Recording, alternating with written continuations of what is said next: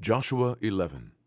And it came to pass, when Jabin, king of Hatzor, had heard those things, that he sent to Jobab, the king of Madon, and to the king of Shimron, and to the king of Achshaph, and to the kings that were on the north of the mountains, and of the plains south of Chinnerot, and in the valley, and in the borders of Dor on the west, and to the Canaanite on the east and on the west, and to the Amorite, and the Hittite, and the Perizzite, and the Jebusite in the mountains, and to the Hivite under Hermon in the land of Mitzpeh. And they went out, they and all their hosts with them, much people, even as the sand that is upon the seashore in multitude, with horses and chariots very many.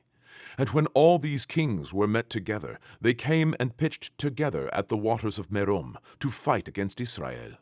And the Lord said unto Joshua, Be not afraid because of them, for tomorrow about this time will I deliver them up, all slain before Israel. Thou shalt hoe their horses, and burn their chariots with fire. So Joshua came, and all the people of war with him, against them by the waters of Merom suddenly, and they fell upon them. And the Lord delivered them into the hand of Israel, who smote them and chased them unto great Sidon, and unto Misrepotmaim, and unto the valley of Mitzpeh eastward. And they smote them, until they left them none remaining. And Joshua did unto them as the Lord bade him. He hoed their horses, and burnt their chariots with fire. And Joshua at that time turned back, and took Hatzor, and smote the king thereof with the sword, for Hatzor beforetime was the head of all those kingdoms.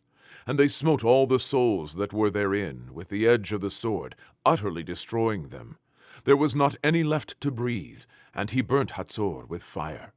And all the cities of those kings, and all the kings of them, did Joshua take, and smote them with the edge of the sword, and he utterly destroyed them, as Moses the servant of the Lord commanded. But as for the cities that stood still in their strength, Israel burned none of them, save Hatzor only. That did Joshua burn. And all the spoil of these cities, and the cattle, the children of Israel took for a prey unto themselves, but every man they smote with the edge of the sword, until they had destroyed them, neither left they any to breathe. As the Lord commanded Moses his servant, so did Moses command Joshua, and so did Joshua. He left nothing undone of all that the Lord commanded Moses. So Joshua took all that land, the hills, and all the south country, and all the land of Goshen, and the valley, and the plain, and the mountain of Israel, and the valley of the same, even from Mount Halak, that goeth up to Seir, even unto Baal-Gad, in the valley of Lebanon, under Mount Hermon. And all their kings he took, and smote them, and slew them. Joshua made war a long time with all those kings. There was not a city that made peace with the children of Israel, save the Hivites, the inhabitants of Gibeon. All other they took in battle. For it was of the Lord to harden their hearts, that they should come against Israel in battle, that he might destroy them utterly, and that they might have no favor, but that he might destroy them, as the Lord commanded Moses. And at that time came Joshua, and cut off the Anakims from the mountains, from Hebron, from Debir, from Anab, and from all the mountains of Judah, and from all the mountains of Israel. Joshua destroyed them utterly with their cities.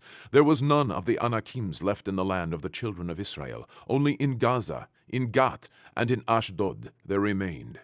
So Joshua took the whole land, according to all that the Lord said unto Moses, and Joshua gave it for an inheritance unto Israel, according to their divisions by their tribes. And the land rested from war.